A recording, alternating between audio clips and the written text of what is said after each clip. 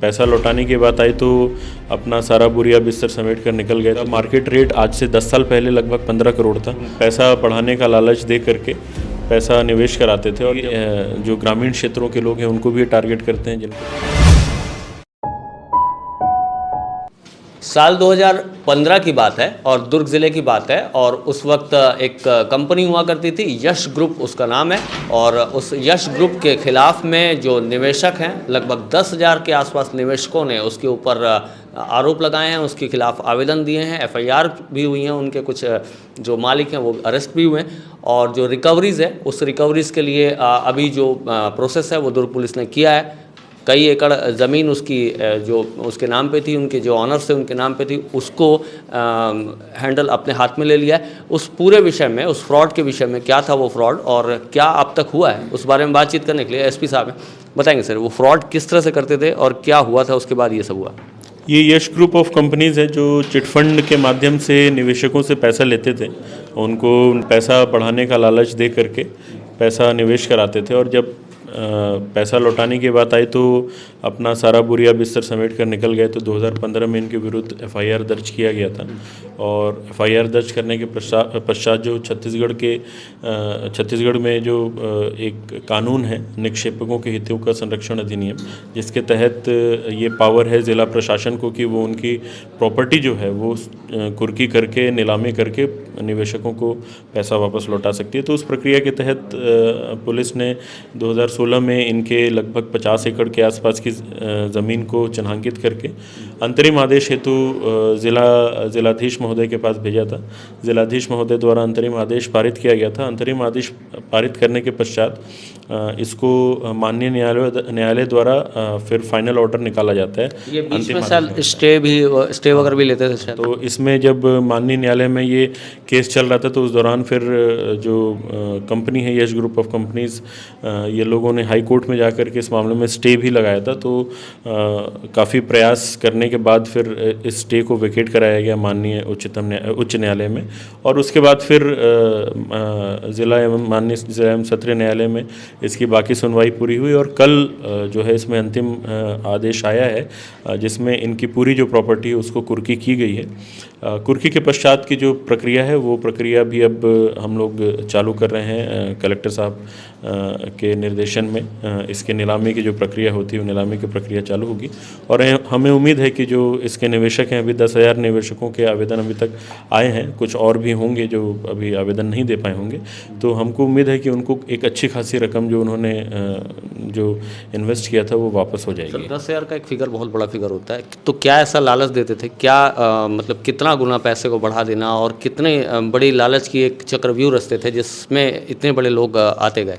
ये जो chit fund companies हैं, मतलब ये इकलौती कंपनी नहीं है, बहुत सारी कंपनीज़ हैं जिन्होंने इस तरीके से इन्वेस्ट करके वापस करने का लालच दिया है। जैसे मार्केट जो नॉर्मल जो सेविंग टूल्स होते हैं उसमें 8 से 10% की का रिटर्न होता है, बट इनका अलग स्लैब रहता है कि आप इतना पैसा करेंगे तो आपको 20% भी हो जाएगा, 30% भी हो जाएगा। इस तरीके से काफ़ी बड़ा एक लालच देते हैं और ज़्यादातर हमने देखा है कि जो ग्रामीण क्षेत्रों के लोग हैं उनको भी टारगेट करते हैं, जिनको बहुत ज़्यादा इन्वेस्टमेंट के संबंध में ज्ञान नहीं होता है, तो एक आसानी से उनको शिकार बनाते हैं ये लोग। एक अंतिम सवाल है सर, जो इसका फ्रॉड का जो वॉल्यूम है वो कितना बड़ा है और अभी जो रिकवरी आप लोगों ने की है उसकी जो वैल्यूएशन आएगी वो आगे हो सकता है करेंगे, लेकिन जो वॉल्यूम है वो कितना बड़ा है सर?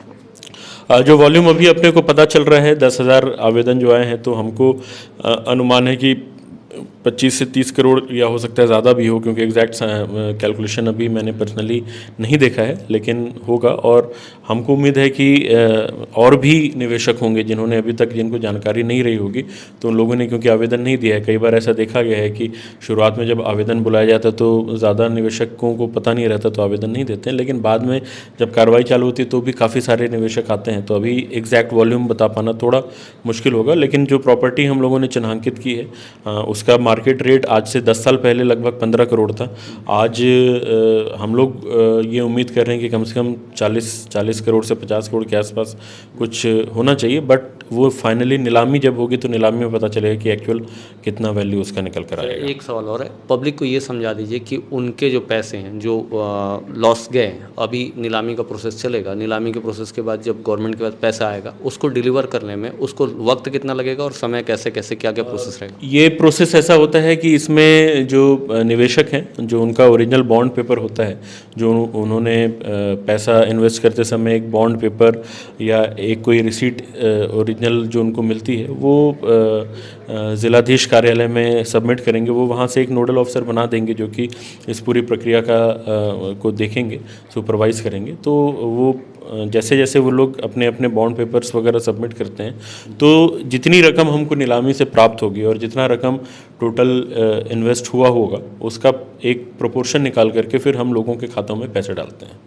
ये एसपी साहब थे, साफ तौर पर कहना है कि जिस तरह से जो जितने बड़े फ्रॉड का लेवल है उस पर गिरफ्तारियाँ हो चुकी हैं और जो जनता के पैसे हैं जो लॉस पे गए हुए थे उस पैसे की रिकवरी की जा रही है, ज़मीनों की और जो चल अचल संपत्तियाँ हैं उनको अपने ऑब्जर्वेशन में लिया गया है, पोजीशन में लिया गया है और उसको नीलाम करेंगे। नीलाम करने के बाद जो जनता के पैसे हैं उनको उस तरह से जिस तरह से आवेदन हुए हैं, प्रक्रिया हुई है और जिस तरह से जो बॉन्ड्स लिए गए हैं उस आधार पे उनको डिलीवर किया जाएगा और ये काफ़ी जल्दी हो जाएगा, ऐसा कहना है साहब का।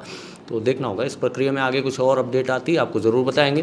केपी न्यूज़ आपका अपना चैनल है, सब्सक्राइब करिए। इस विषय में कुछ लिखना चाहते हैं कमेंट बॉक्स आपका है, लिखिए ज़रूर। चिट फंड के मामलों में जो पैसे रकम है, जो पीड़ितों के रकम डूब गए हैं उनको वापस दिलाने का प्रयास किया जाए और इसके तहत दुर्ग ज़िले में पहले भी कार्रवाई हुई है और अभी इसी कड़ी में एक बड़ी सफलता हम लोगों को दुर्ग पुलिस और दुर्ग प्रशासन को मिली है, जिसमें यश ग्रुप ऑफ कंपनीज़ जो हैं जिनका लगभग 52 एकड़ ज़मीन जो है उसकी अंतिम कुर्की का आदेश माननीय न्यायालय द्वारा पारित किया गया है। इसका जो प्रक्रिया रहता है इसमें हम लोग संपत्ति का चिन्हांकन करते हैं। संपत्ति का चिन्हांकन करने के पश्चात जिलाधीश महोदय द्वारा अंतरिम आदेश पारित किया जाता है और अंतरिम आदेश को कंफर्म करने के लिए माननीय न्यायालय में मामला जाता है और माननीय न्यायालय के द्वारा जब अंतिम आदेश पारित होता है तो संपत्ति की कुर्की होती है और फिर उसकी नीलामी करके पीड़ितों को यथासंभव जितना भी उनका शेयर है वो पैसा दिलाने का प्रयास किया जाता है। तो यश ग्रुप ऑफ कंपनीज़ 2016 में इसकी प्रॉपर्टीज़ का चिन्हांकन करके पुलिस के द्वारा प्रतिवेदन भेजा गया था जिलाधीश कार्यालय में, जहां से अंतरिम कुर्की की गई थी और कल फाइनल कुर्की का आदेश माननीय न्यायालय द्वारा किया गया है।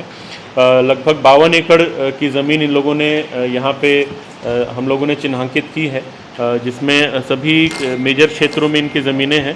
कोहका, नगपुरा, गुड़िया, अंजोरा, अंडा, पाटन, सभी जगह 52 एकड़ की ज़मीन है। तो हम लोगों का अनुमान है कि लगभग ये जो